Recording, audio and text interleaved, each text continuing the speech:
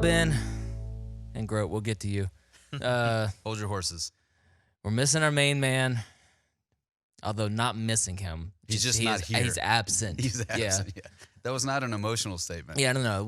He is missing from the podcast. You know, we'll find out how missed he is based on, how much actual talking we're able to get in. Yeah. He usually tends to hog a lot of the airspace. He's incredibly opinionated for a man his size. Wow. Okay. Anyway. By Sorry, the way, Austin. I did receive a text from him that it was mid-speech in the area that he's in, and because of the air there, he lost his breath because the air's so high thin. up. Yeah, so I'm like, wow, that's an interesting challenge. Was he inside? Yeah. Wow, that's crazy. Yeah, Man. he was inside. So, but he'll be back shortly. Dang. But the main thing is that we were absent for a week. Yeah. Yeah. Yeah, we were gonna record a podcast. We were on staff retreat. We were gonna record, but we just decided, we're gonna enjoy our time away from all the cables and the whatnot. The who's or what's it's. Yeah. How old can I sound? The who's or what's it's. Whatchamacallits. Anyway, hey, Groat, good to see you, man. Good to Glad be you're here. Yeah, thanks. This Why- is Groat's. why are you What here? number appearance is he? Second, third appearance. I think Can't second. remember. No, I think third. Is it third? Oh yeah. That's right. Yeah. We This split one up was his actually story. planned. Usually Yeah. what happens is I'm walking to the table to record. I'm like, hey, Groat, what are you doing? It's true. So we actually invited Groat on because he's been on this, like a year-long journey of Yeah, this. almost. Yeah?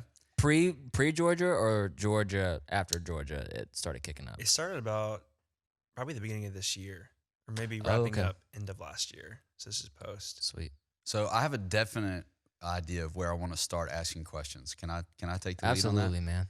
So being friends for as long as we have now, I've realized about you have Already like, getting choked up. About yeah, it. it's just like shed a tear. It's the protein bar. I've noticed about you that you have this, somehow you formulate this idea and then boom, you're chasing the idea for however long it takes for you to get it figured out. You take a lot of grief for your minimalism and all that, but it's like that started as an idea and then you're willing to rearrange your life. Like, where do those ideas happen? Are you just like out on your back patio? You're walking the dog? I don't know, man. I think it's just the older I get, I'm trying to learn like what are my values as just a person, as a believer, as somebody who works at a church, as a husband.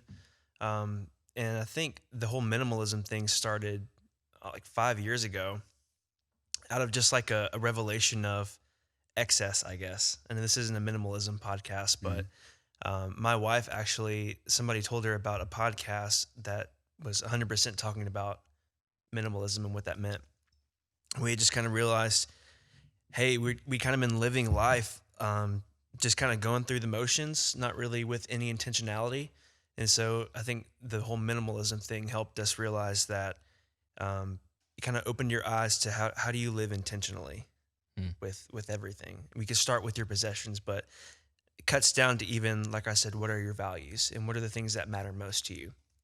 And so I think the minimalism part is just like the outward expression of what that truly did to us on the inside. And so I think that's what led to maybe the end of last year, really the beginning of this year, to say like, what are the things that I want to do to grow as a Christian, as a man, spiritually, stuff like that. So I really started digging into these things called the spiritual disciplines, which sounds like super old school and lame, but it is old school, but not lame. it's just a really cool thing. I think that that helped me really learn about these things, like what it really means to like read your Bible with consistency, how to cultivate a prayer life, how to practice this thing called Sabbath that centuries old, but we don't really talk about it at all in 2020. So I think that just kind of started me just learning about what these disciplines are and how I can just be a better version of myself. I think unlike any other time when you start using the word or the phrase spiritual disciplines, I don't know that it's ever cut harder against culture than it has right now. And of course, I'm of a different stripe, I know, than most, but I look around and I see our world and the pace, and it really bothers me. You know, mostly because I'm not equipped to keep up with it. Yeah. And we can't talk about the whole light phone incident. That's an episode in and of itself. That's an awesome. But I appreciate about you, and I want to say this publicly. I appreciate about you that you're an inward transformation guy. A lot of times when you have a person involved with the church staff that's the in charge of worship and how a community worships, they need to have that, but they don't have that, and maybe they just haven't gotten there in their life yet. But I think part of the magic of what's happening with you here at this time is that you are that guy, and you're leading from that place. It's affecting your team, and it's affecting our community. And I feel like there are a lot of people here that see that, and they want to know, well, how do I get there? That's why I was wanting that first question to kind of expose. Is it just like this moment of enlightenment, or you're doing some intentional things? And it sounds like through spiritual disciplines, you're doing some intentional things to position yourself to hear those kind of inward messages. Yeah, absolutely. Thank you. Appreciate that. Kind words. And I've actually started a book, which, by the way, like I've Like never writing it?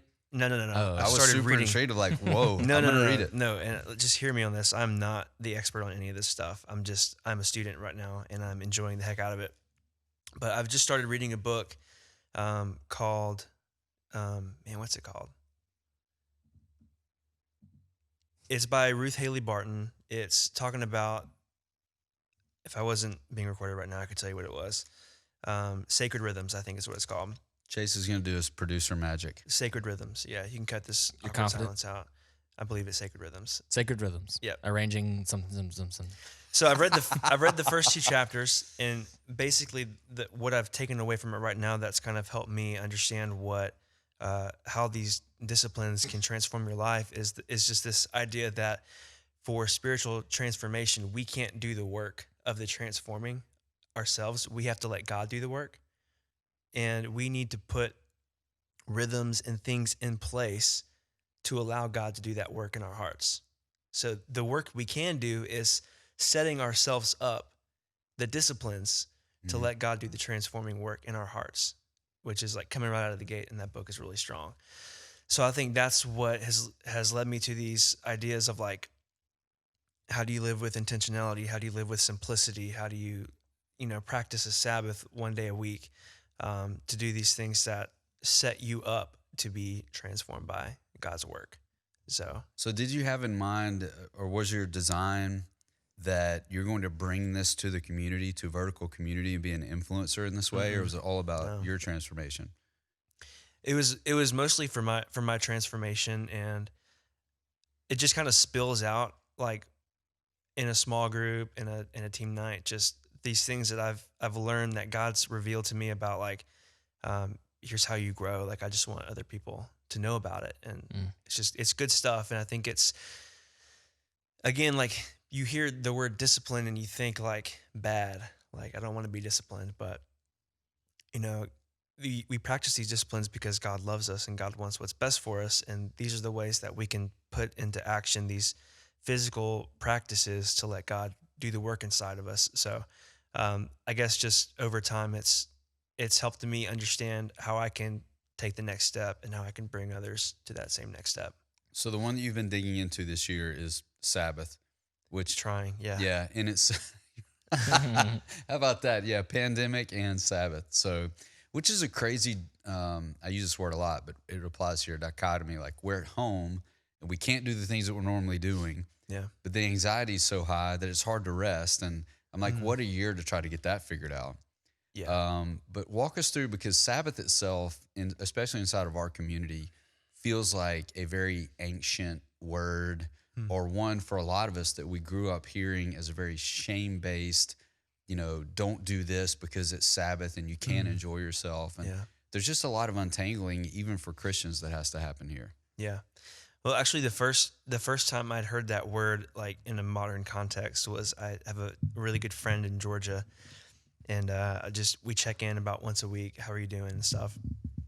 He's like, man, just trying to take the Sabbath seriously. And I was like, man, what? Like, what did you just say? Like, Sabbath? Like, what is that even a thing? Like, I felt like that was like an Old Testament thing that you're like, you can do that if you want, but like, it's not really necessary anymore. But then he turned me on to this guy named John Mark Comer, which some people have heard of, some people haven't. But he has a book that just came out at the end of 2019, and it's called the Ruthless Elimination of Hurry. And it's kind of one of those, like, now it's trendy and like the Christian millennial subculture is taking it over, and it's really awesome. But just really an awesome, I think, really easy, awesome read to breaking down what Sabbath is. And it's not this thing where you have to like sit in a quiet room for 24 hours, but it's a thing that that God wants us to participate in. And it's actually one of the 10 Commandments. And any other spiritual discipline, I don't believe is one of the 10 Commandments, but practicing the Sabbath is. And just kind of asking God, like, why is this important today? Why is it important today? And I think in 2020, when even with the global pandemic, it's still incredibly difficult to find rest because we just find other things to fill Just in those distractions. the Yeah. distractions, to fill in the gaps where I believe God wants to bring us rest, bring us joy, bring us delight. And so that's a big part of that book. It's not just about Sabbath, it's the ruthless elimination of hurry. It talks about other spiritual disciplines, how to really slow down, how to walk through life at a pace that Jesus would walk. So a really beautiful book. But Sabbath, and you can correct me if I'm wrong, because I know you went to seminary. Sabbath comes from the Did word. you wait a minute? Did you hear the cynicism in that? I Fully. fully appreciated it. as Yeah. No, well. I just I say back that it. because it's just the stuff I've read, and I don't want to be fact checked and roasted for it. But I believe Sabbath comes from a word Shabbat, which means to stop, and then which also means to delight. Mhm. Is that Yeah, familiar? there's a dual meaning there. Yeah, for sure. So like Very Hebrew. very Hebrew. So the question is Really Hebrew. So the question is, I guess, on that day, what are the things that we can do that can bring us rest? Is this rest, and does this bring delight? So is this joy? So I guess a lot of those things we have to figure out on our own. Even the time that we practice it can be figured out with your schedule. And then some people work on the weekends. I think the traditional Sabbath is Friday sundown to Saturday sundown. And I mean, you can be as legalistic as you want about it, or you can say just any 24-hour period, I'm going to try to do things through the filter of, is this rest? Is this worship? Is this delight? So it can be as simple as that. And I don't think it's a thing where you can probably do it cold turkey. You probably have to figure it out slowly. But I think it just takes a lot of self-evaluation and like, what are the things that truly bring me joy? What are the things that truly fill my cup? Um, Things that we get too easily distracted by, a television show, social media, can usually get in the way of those things. Because we would say, if we're honest, those things really don't bring us fulfillment. They may bring temporary pleasure or excitement, but not really any true fulfillment. So, what are those things in your life that bring you true fulfillment? And how can you fit more of that into that 24-hour period?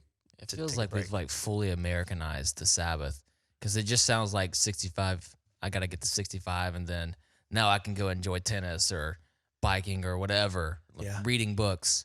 But Mm. like that's so like classic American right there. It adds up though because it even kind of shows its face in the Christian world too. Because you hear about like these pastors just going and going and going, and then suddenly it just explodes, and now they got to go on sabbatical for Yeah. 6 months. I don't know. It makes a lot of sense. I think Yeah. it's almost like God created us and knows what's healthy for us. I've heard before that like you can either find Sabbath, or Sabbath will eventually find you, one way or the other. Whether it's uh, if you're in ministry or any job, even a job you love, you can get burned out if you're not practicing We've seen it this year. stopping and resting. Yeah, we've seen it this year a lot. And so I think it's just it's a God given way for us to realize the world can go on without us. For one, for those of us who think that we have to work every single day, every single hour, like Ben always says, don't hustle for your worth. In 2020, I think we've been taught that you have to hustle, and I kind of hate that word now, like hustle for your worth. But just a great practice to say like, the world, the church, my job can go on without me for one day. And I need to be very intentional with what I do this day. I think often we think about like the 5-day work week, 2 days off. And I think the more godly thing is like a 6-day work week, because really that one of those days off, you're doing other work. You're doing chores, grocery shopping, Right. things that we would consider work. But you have to have one day that's truly rest, that's truly worship. And I think we have to say, that's important to us, because if we don't, other things are going to fill those gaps for us. Yeah, man. The way you're describing it, I can't think of a better way to talk about it. I'm having some new thoughts though with your language, just kind of some fresh language I haven't heard in a while. But this thing that God prescribes, I think, is very God-like. And let me explain what I mean. In that, once you start thinking about that, it forces you to evaluate dozens of other things. Yeah. You know, I had this experience, and I've talked about it just briefly years ago, where I packed up a car and drove out to a wilderness area that's a couple of hours away. And I thought I was going to do the cool thing of like checking out all the new gear that I had purchased and all that stuff. And I got out into the woods, and by literally about 3 hours in, I started having a panic attack.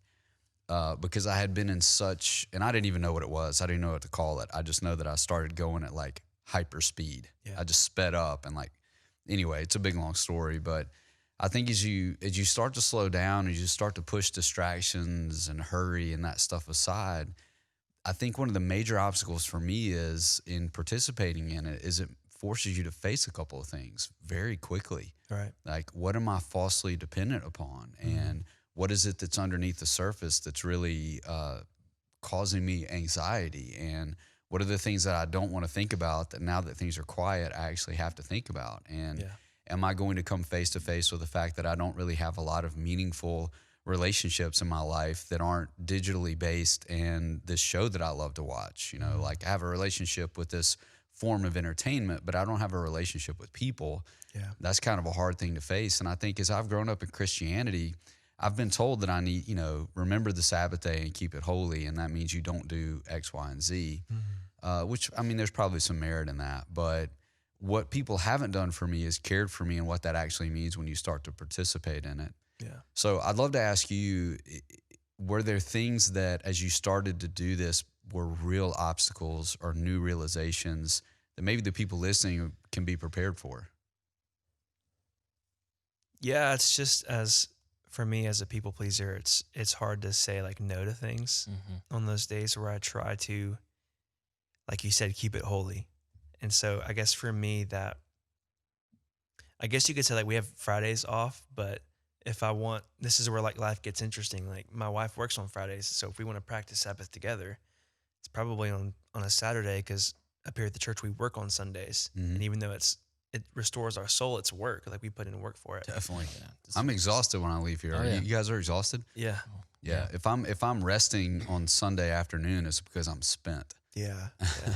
So it's figuring out what is that time frame for you, which is hard, and maybe it's not the same day every week, but it probably is easier if you make it one of those days of the week, and figuring out like what are those things that you're going to fill your time with, because I think we are allergic to boredom nowadays, and like if you try to go an hour without your phone or without any electronics, I mean, it gets pretty tough pretty quickly. But like you said, that is where we can strip away those distractions and get to the real core of hearing from God. Like, what does God want me to know in this moment? What are some things I've been running from?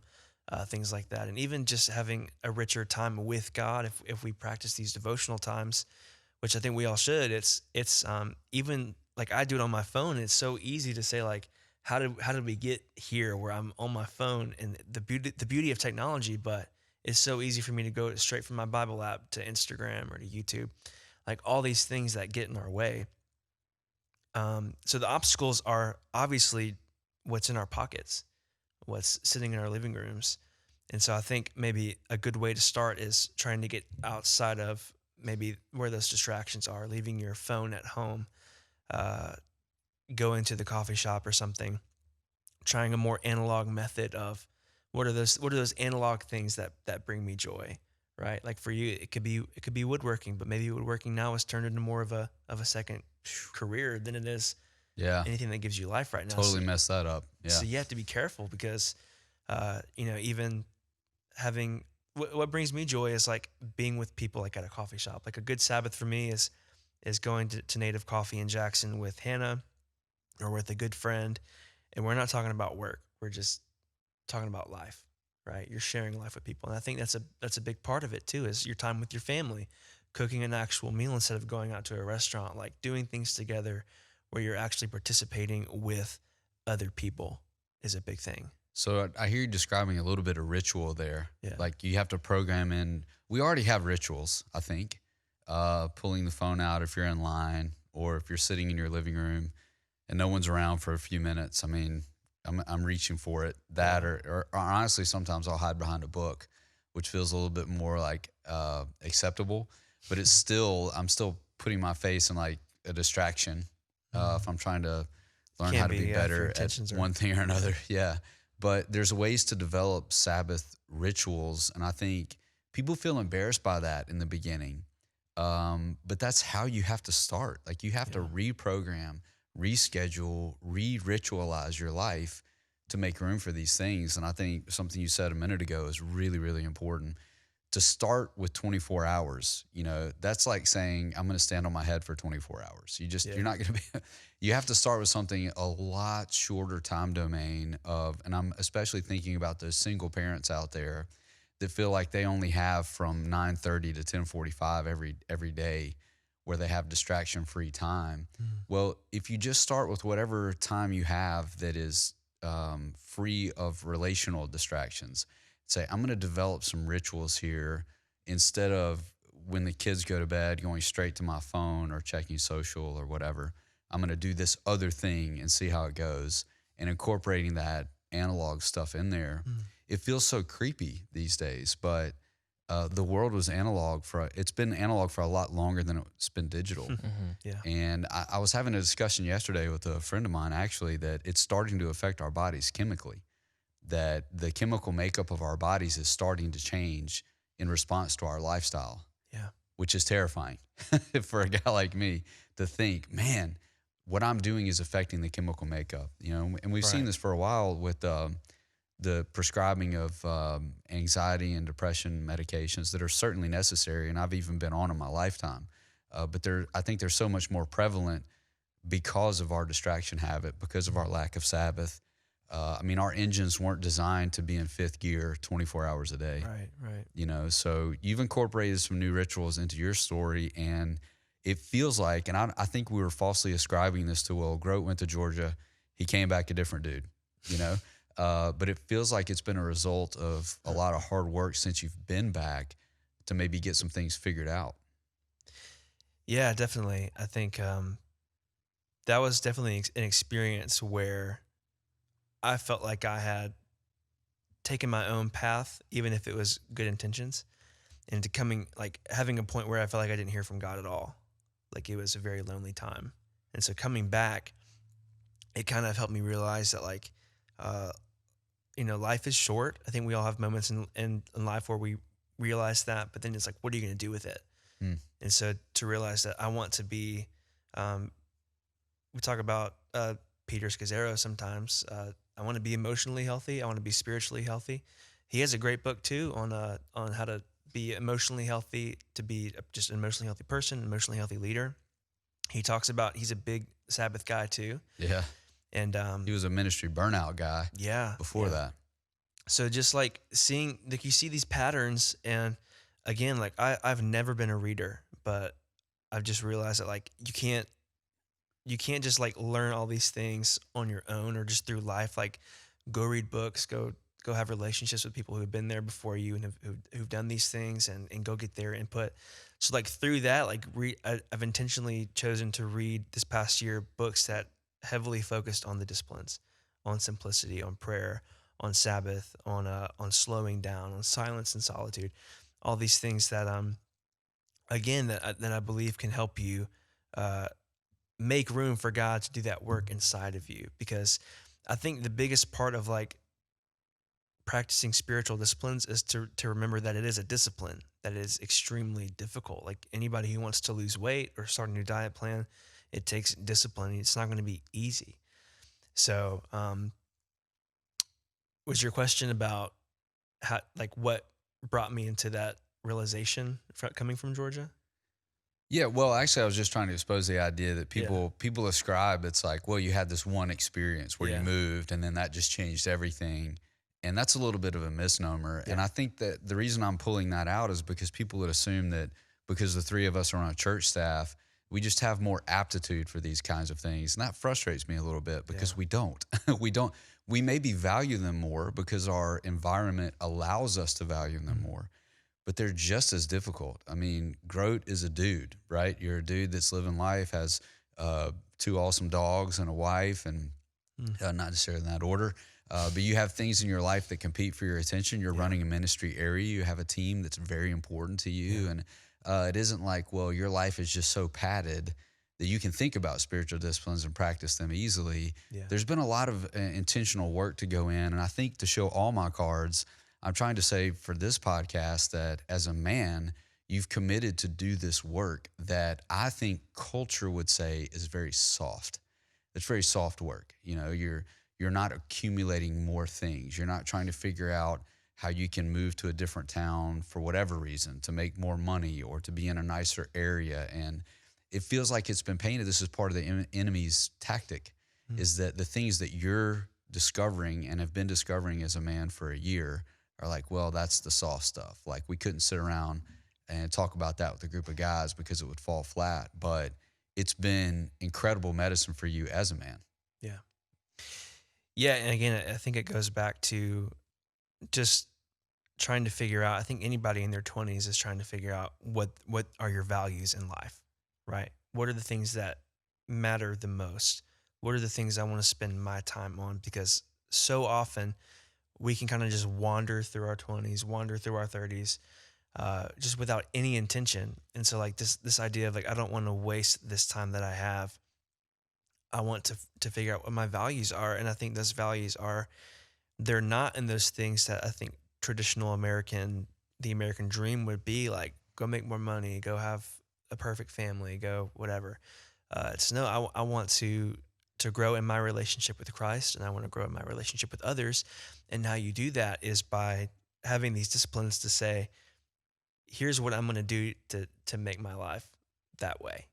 And it's not trying to make more money to buy more things to impress people I don't care about. It's these things like I want to have this dedicated time with God and just having this time of rest. I don't want to accumulate more things. I want to spend the money on things that truly matter, on experiences and stuff. So again, it all goes back to just what are your values? And I think anybody listening, I think at some point in life you'll have to come face to face with that question too. Like, what is truly important to you? And then you have to realize that there's not time for everything. Like, let's focus on the things that matter the most. And I've realized in my life, the things that I've said are the most important really haven't been proven by my actions. As in, like spending 5 minutes reading the Bible, maybe 2 or 3 times a week, just enough to get ready for Sunday. Like, that's not the kind of person I want to be. I want to be somebody who's disciplined in getting God's word in my heart every day. Or to say we never have time to do this or to do that, but then you look at your phone, your screen time, and you have 5 hours a week on Instagram. Like, what in the world's up with that? Like, you can't say you don't have time when you really do, but you're spending it in other areas. So I think just trying to take God's word seriously and figuring out if we're talking about Sabbath and rest, to be men and women of God, we have to have that rest, I think, to do God's work, to be equipped to do God's work, or we're going to burn out. No matter if you're in ministry or not, you're going to get burned out at some point, and the devil's going to do his work. And so I think we have to fight against that.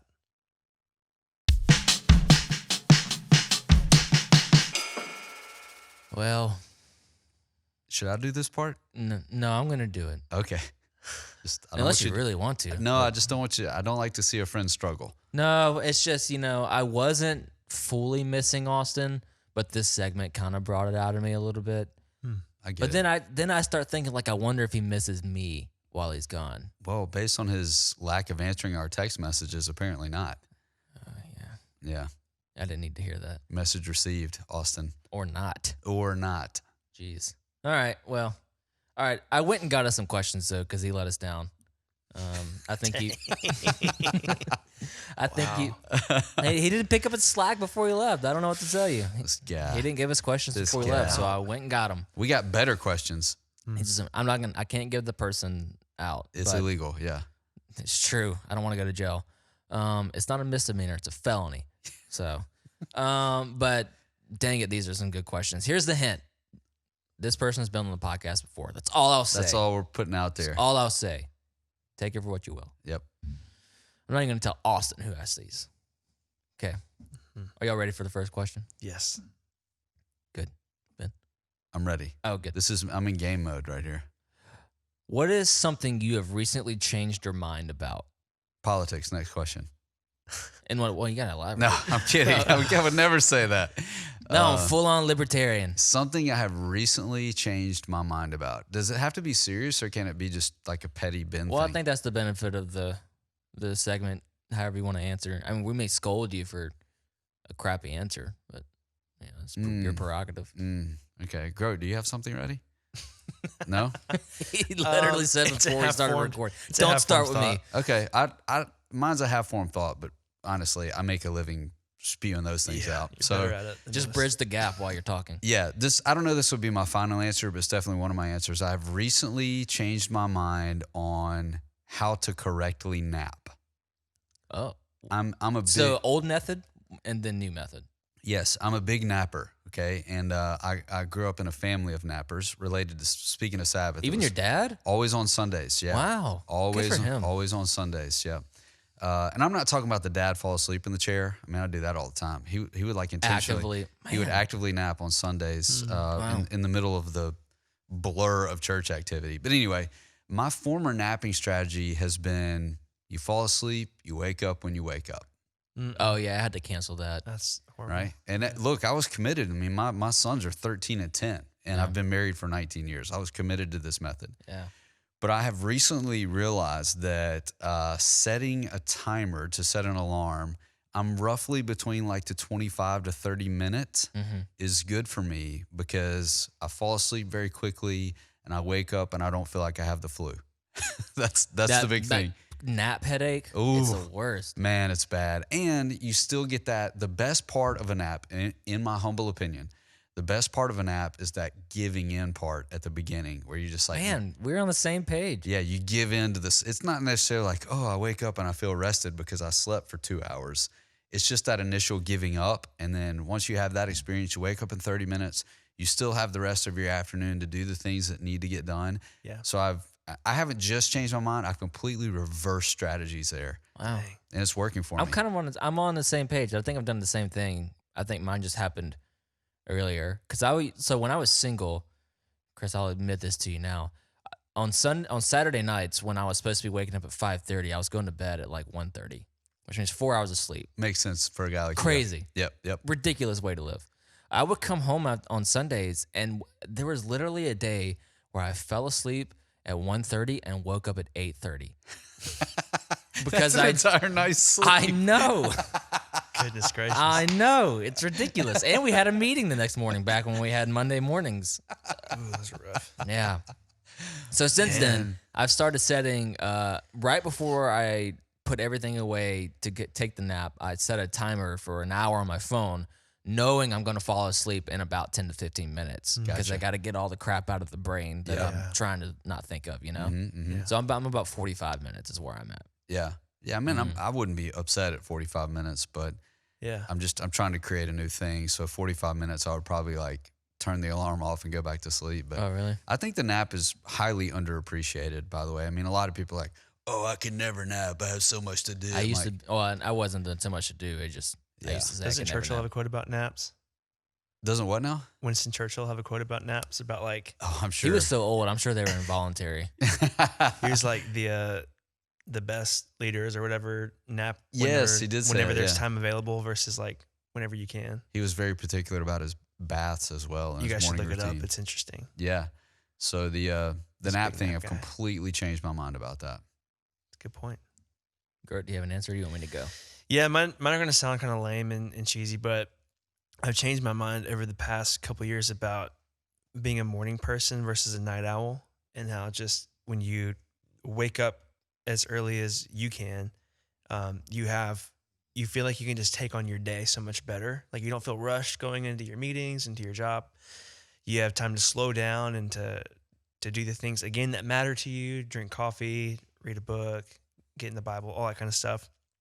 And then I've changed my mind about like things like reading and exercise and like how truly important they are, so you can have energy and strengthen your mind. Again, I said it's lame, but I used to be the complete opposite of that. Like I just want to watch videos and read blog posts because they're quicker, but taking the time to discipline yourself to do hard things over time. It doesn't sound lame. It sounds No, consistent. it's pretty lame. No, it just sounds consistent to me. Super Like lame. I get it. I hate being in a rush. Yeah. Yeah. Oh my gosh. I can't but, stand it. To have to wake up early to prevent that from happening, that's a different challenge. Yeah. That's a good answer. Mine's kind of cheesy too, but I fully believe in it. I used to have this mindset of like I didn't want to be the guy that like over pursued the friendship. Like my natural inclination is like I want to get this friendship rolling. I want to be in an 8 as soon as we decide, hey, we could be friends. Yep. But now, like I'm fully in it, because at some point you just gotta take risk. Your friendship circle tightens as you get older. So I think the faster you can get in relationships and find people that you enjoy being around, man, be around them. It's great. It's so fulfilling. Great friendships. Austin and I found that we're the exact same way in us and our wives, because like we took our friendship to like a 10 within a month of like kind of like you. All right, every Right. time, forever. Best friends for life. Yeah. That's awesome. Anyway, That's good. we're building So- a compound. Well, can I ask a follow-up question to that? Mm-hmm. So you faster run into those things where like, whoa, I don't know if we really can be friends. Like usually there's an incubation of a couple of months before you hit one of those things. Right. If you go to a 10, how does that work? You're like 3 weeks in, you're like, whoa, that really annoys me about this person, but we're 10 friends. Well, so there's still the incubation period where like I'm feeling the person out, but once I decide, like I can usually tell pretty quickly whether I actually enjoy a person. So then at that point, I want to hang out with you. Like Chris Wilson and I were similar in that way because we kind of got stuck leading the small group together and Amplify, and I found I really liked him. I was like, man, we're gonna do all kinds of things. It's gonna be Amplifier great. student ministry. Yeah, sorry. Unfair example though, who's not a 10 friend with that guy?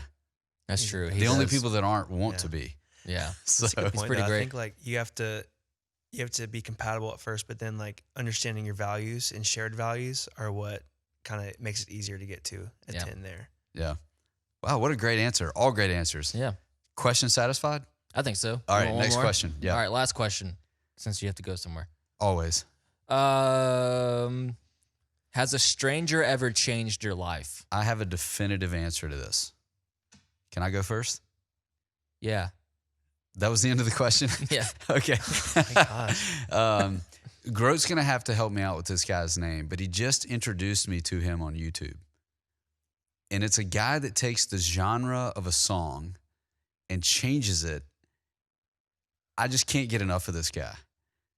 He takes Alex Melton. Alex- That guy? I just sent you Alex another video last night. Did you watch it? yes. I mean, to watch a guy, when you say change your life, I'm going to take the total lowball answer to this. Like, this is a complete stranger that's brought some entertainment into my life in a time where I desperately needed just stupid, funny, good, something to laugh at. The fact that he can take a song and turn it into any song and turn it into a country song and sound like a We country- had a rolling time with this on Stafford Retreat. and I one just morning. haven't So stopped, funny. man. I have not, Yeah. because he's got a huge catalog out there of things that he's done, and they're all really good.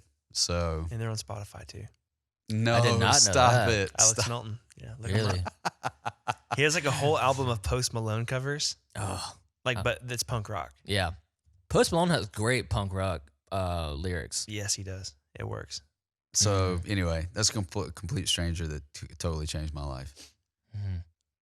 I'd like credit, like a gold star that I didn't talk about, somebody that helped me through my cancer or something really sappy. No. Yeah. I can answer next if you need Go, to think. yeah. I'm still trying to think. So I think two strangers, because they were on a podcast that helped Hannah and I discover like minimalism, but again, like not to the point where it was let's just get rid of everything, but two guys named Joshua Fields Milburn and Ryan Nicodemus, and they do the podcast called The Minimalist. And I don't listen to it all the time anymore because I think over time they've grown and evolved, and I've kind of grown and evolved in different ways of like what minimalism means to me as far as intentional living versus what they think. But they definitely, it was like a pivot point for us to say, like, again, what are our values? They have a couple of books out. We read them, which actually kind of led us to not only getting rid of all the stuff that we feel like we didn't need, but brought us back to Mississippi because we were living in Texas at the time. And so I think in a weird way, changed both of our lives, Look at that. not just externally, but internally. Internally. too. You'll never meet these guys. Probably They'll not. never know you exist. Stranger. Total stranger. Yeah. Completely changed your life rhythm.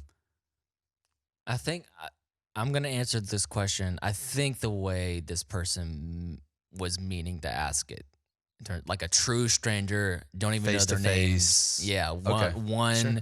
correspondence in the universe, one time. So I was at Passion 2013, fresh out of high school.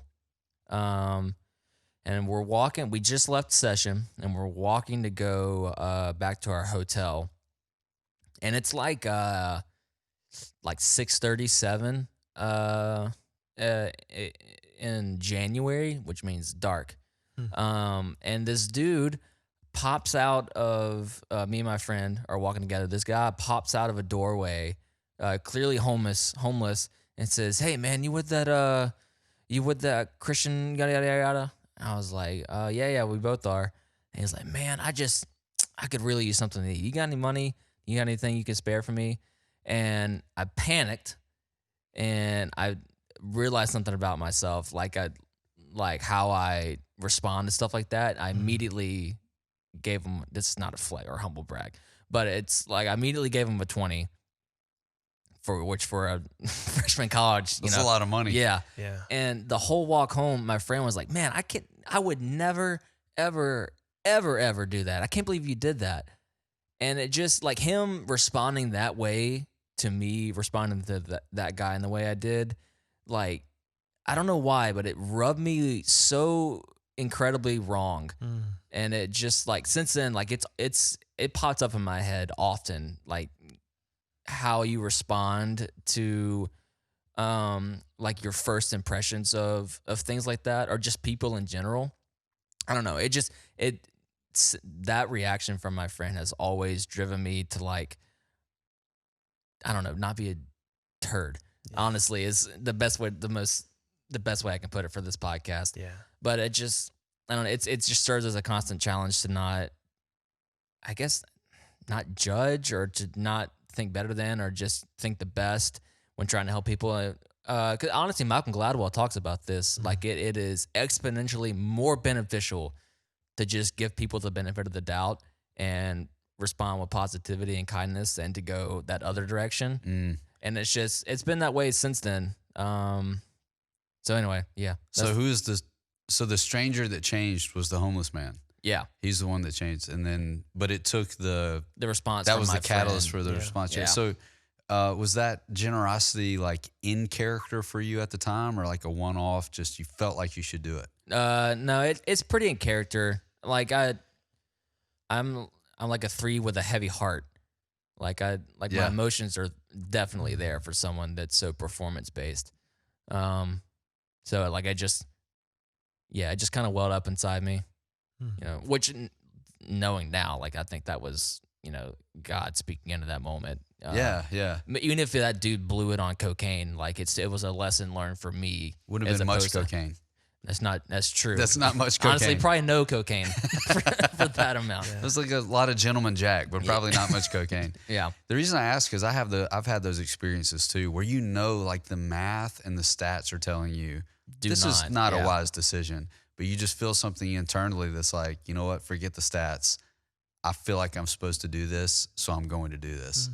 That's cool. So that one experience with that stranger kind of solidified that for you. Yeah, I don't question that anymore. Like I think with stuff like that, like odds are he's probably gonna do something that I wouldn't want him to do. But why not? He experienced generosity. Right. Yeah. So can I have $20? No. Didn't change it that much. That's a cool point of like learning how to serve someone with like nothing in return expected. Like, well, what are you gonna do with this if I give it to you? Just Yeah. like you just serve with no intentions. Well, I mean, at the end of the day, it's not mine to begin with. Yeah. Like I could be gone tomorrow, which good for Rachel. She's gonna get a great check. Yeah. She'll have a lot of $20 to give away. She's Yes. dishing them out. Same for Cammie. Yeah. No, that's very thought provoking, man. I'll have to think about that if I've had those kind of moments that have locked in particular things that just don't make sense otherwise. Great Premature answer. recommend life insurance. Yeah, very, very thoughtful answer. All right. Recommends.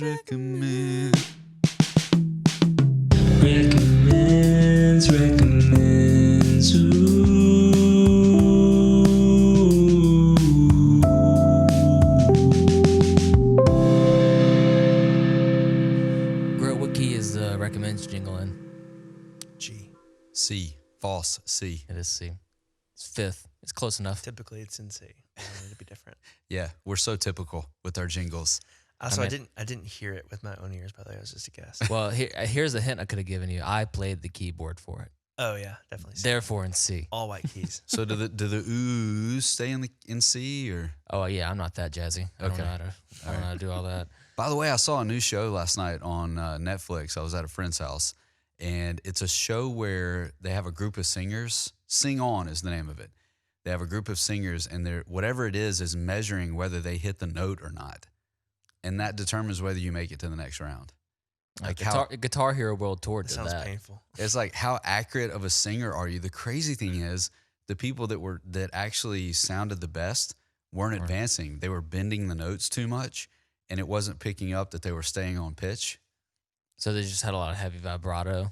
Yeah, naturally. exactly. And you could see it like it would go. They were going out of pitch and back in pitch. It was completely crazy. Well, think about somebody like Jacob Collier. Like that dude could absolutely nail that game, but he's not my favorite voice in the whole world. yeah, it just sounded a little too technical, but they were being rewarded as the best singers in the competition. Interesting. I went on a deep dive. But it was fun to watch, actually. It made me wonder, like, if you put Aerosmith in there, and Oh, he would never. Steven like, Tyler it'd be like a heartbeat monitor. Like he's not a bad singer, but he shifts around a lot. yeah, just some of the most Yeah. popular voices of our I time. feel like it would expose a lot of the people who lean on like auto-tune and stuff. Mm-hmm. Yeah. Yeah, that's a thing. Mm. Yeah. Which, by the way, the tracks this Sunday, there was some like really interesting stuff going on, instrumentation wise. I forgot to mention that before we turned the mics on. I really enjoyed it. Cool. What was that? I What a don't know what you're beautiful talking about. Yeah. What a beautiful name. I just heard something a little different. I'm like, that's cool. Oh, I don't know yeah. if it was like We did a new version of What a Beautiful keys Name. riff or something. So Which, shout out to Luke Campbell because he He arranged that. made those. Yeah. did he really? Yeah. Mhm. Good for him. So Congrats, man. Yeah, congrats, Luke, wherever you are on planet Earth right now. So speaking of, other than recommending being with us on a Sunday morning, which we should probably do more frequently on this podcast, we do have another set of recommends that was started by family member Janice, my mother-in-law, who's your family member. yes, Yeah. who is a Christmas reductionist, and we're allowed 4 gifts, which is right up your alley, man. You know what I found out? Rachel's mom did the same thing. Stop it. Yeah. Amazing. It's actually a great idea. Yes, we have a want, need, aware, read. You've done this before, but just for our watching and listening audience, we're recommending something that we've experienced that people should want, something they actually need, something they should wear or should read. So we've transformed it into something for us or something for other people. We usually go in order. So I'm taking the want, correct? Correct. And I'll do the 2 middle ones, and then you can do read, Groat. You good with that? Sounds great. Fantastic. Yes. So I first came into this want from a friend of mine who he's one of the best kinds of friends that when he buys something that he likes, he usually gets double and gives one away, which what a great life strategy, That's awesome. right? And but because of my minimalist friend here, Chris Groat, I figured out this is a big world, and it is the world of pocket knives. So, yeah, I've got a few in my life that are like the old timer hand me down, like been sharpened until they're just basically like an ice pick. That, and I have never really been a fan of things in my pocket, but I figured out through watching you that these things have clips now, Yeah. And they can ride at the top of your pocket. That's right. Also did a little bit of research, very Ben. Spyderco, the brand that I have currently in my pocket, that you have in your pocket, Great brand. actually started this trend in 1981. They were the first company to attach a clip to a folding pocket knife. I didn't know that either. So I'm going to recommend that whoever you are out there, because they don't just have to be carried in a pocket, they can be carried in a purse. Knives are incredibly useful things to have around.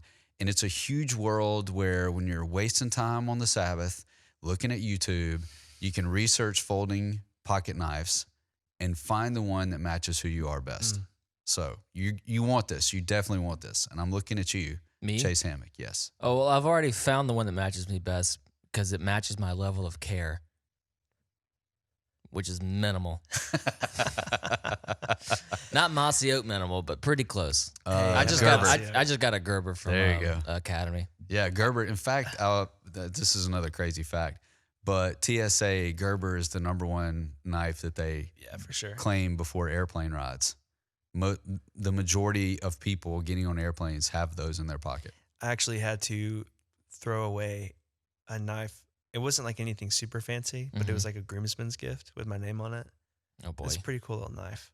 But I totally forgot it was in my backpack because I thought I was being oh, clever. that sucks. Oh my and my gosh. flight was like leaving in 10 minutes, and then I didn't Dang. have time to go back. And That is a tragedy. So they sell those Man. in bulk, like by weight, to people who then resell them. They're making money off those things. no way. Yeah. So I guess you could go on the hunt to try to find that knife. How much was your knife, Ben?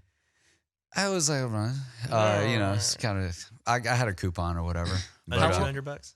under? Yeah. Yes, under $200. The crazy thing is you can spend like, it seems nuts to spend $100 on a pocket knife, on a Spyderco or something like that, or Benchmade, but it gets even more expensive than that. Yeah. You start to modify those things, or It's a niche, right? It really is. Pretty It is niche. Total Pretty niche. niche. Yeah. Pretty niche. It's a niche for sure. Yeah, but think about it. If you spend like a month or a couple of weeks researching this thing, figuring out the exact one that you want, and in the end you've spent like $110. I mean, you do that on accident, going out to dinner or making a run to Target. Spend that $100 on something that's going to mean something to you for a while. Maybe that you could even pass along to somebody else. You don't have to wait till you're dead. You can enjoy it for a couple of years and then hand it off to somebody that means something to you. Leave it at a rental house. Yeah, leave it at a rental house when you move, something like that. So anyway, that's my want. I think it's an underappreciated tool in modern society. Good. Good. It's a good one. All right, so we're down to the need. Yep. This is something that I think a lot of people know is a thing, but based on how many households I've been in, I don't think enough people participate in it. Okay? I'm intrigued. Good. You need to put a box of matches in your deadgum bathroom. Oh, what a beautiful recommend. I didn't even Take that, Glade. I went so long in my life not even knowing this is a thing, which says a lot about the family I grew up in. Yeah, it does actually. But I was in St. Louis one time for a wedding, and I was staying at some, I would say, like fringe acquaintance's house. Oh, that's the worst to be in that situation. Oh no, it wasn't that I went. We were just I went to the bathroom, peed, and saw some matches, and I exposed myself a little bit and said, well, that was poorly worded. Exposed We my knew what character. you meant. Exposed my character a little bit, and I was like, what are the matches for? Like, I didn't even see a candle in there. What are the matches for? And they said, that's the most courteous thing you can do in the bathroom, especially for your spouse. Like, do what you got to do and then light one of those things and they'll never know. I was like, shoot. So now they are in both bathrooms at my house, and it's a game changer. You tested the theory. It really is. Yeah. I don't know why. I don't know why it works, but it works. It's just something about, like, and it's not, you have to blow out the match. That's when it does it. Because something about match smoke is just so pressing and pungent that it just covers up everything. Yeah. It's great. But it's not a repulsive smell. It's like, No. oh, somebody lit a I like match. it. Yeah. Yeah. Yeah. And it's very distinct. Like, you could walk into a room and that smell is like, it's no question what happened. It's not a blown out candle. It is straight up a match. Covers everything. Yep. So buy yourself some matches. They're incredibly cheap. Get a pack of 500. They'll last you for, I don't know. We're still going. 3 or 4 days. Yeah. 3 or 4. Depends on whose household you're in. If you had a VRBO with a lot of people. That's true. Well, Yeah. I did notice we did not have any matches at that rent. All right. That was rough, huh? Where? You know. Oh, you're gonna take 2 in a row. Yeah, I said I Amazing. would. Yeah. Okay, go for it. Courteous. Austin's not here. Somebody's got to pick up the slack. The where. My wife, on a whim, tried these out. She was actually with Austin's wife, Caitlin, at the outlets the other day. And they just happened to venture into Levi's. And they were having a sale on their no-show socks. And she said, you know what? Chase got these New Balances. There they are. Ew. Although And, they're not the level that meet Austin's approval, but they count. I think he likes mine. Yeah? Yeah, I think I have the classics. The only 2 people that I see wearing these are me and Don Keeling, our house bassist. Don is classic. Man, yeah. He's a Don classic is a guy. classic Classic dude. as He's it had gets. every Yes. iteration since the 90s. I don't think he's worn any other shoe, actually. No, Yeah. I've never seen a different one. Just New Balance. But I like wearing no shows with them. Something about these shoes just scream, don't go with the tall socks, go with the no shows. We should point out you're not like a guy in his 40s like me who like just adopted no shows. You're breaking rank to go with this no show. Yeah, I typically prefer the taller socks, but just something about these shoes makes me want to really show my ankles. I don't know what it is. Show some ankles. Yep. It's fun to be this Be particular. a little about scandalous. I don't know. Yeah. But Levi's no-show socks are absolutely the best I've ever worn. Levi's. Like truly no-shows, not the ankle socks, but like truly can't see them. They have the little silicone or rubber grip on the back, but it's not so grabby that it pulls your ankle hair. You ever had that This before? is important. Oh, yeah. That's very painful. It hurts a lot. Yeah. They don't do that. They stay up. I'm not wearing them today because I was in a rush this morning. Laundry. Full disclosure. Yep. But you should try them out. I don't think they're very expensive, and we all know Levi's stuff holds up very well. They're quite quality. You've experienced this lately with their blue jean jackets. I'll say that for you. Yes. Blue jean jacket quality. Hey, Yep. is that your wear recommendation? I He think already I did already that. recommended You did it. 2 weeks ago. Yeah. No, last Actually, week. I wore my blue jean jacket to a social event on Friday. Did you get complimented? I felt very dapper. No, but people noticed me a lot. It's but that happens around town. So Yeah. I don't know if that's just a jacket, but we'll give the jacket credit. Anyway, you want to recommend a read, Chris? Sure. Save this segment. So a couple of books I'll recommend. The one that I've kind of been talking about is No one's ever done 2. Yeah, he's got 2 on the Wow. table. Look at that.